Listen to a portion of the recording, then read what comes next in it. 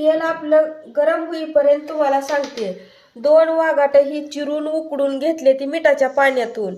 आणि एवढी वाघाट आहे ती, तेवढी डाळ आहे, तेवढाच कांदा आहे. आणि ही सगळं साहित्य भरपूर सगळं घेतलेलं आहे. कारण वाघाट खायला कडवट तुरट असते ती. त्यामुळे मी सगळं मटेरियल भरपूर घेतलेलं आहे. भाजी छान लागावी आणि खायला चांगली लागावी. ह्या एकादश ह्याच्यावरच सोडत असते ती.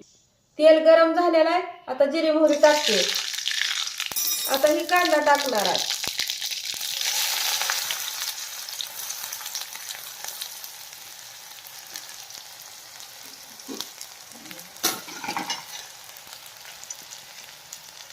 आता ही कांदा असं सगळं मिक्स करून घ्यायचा.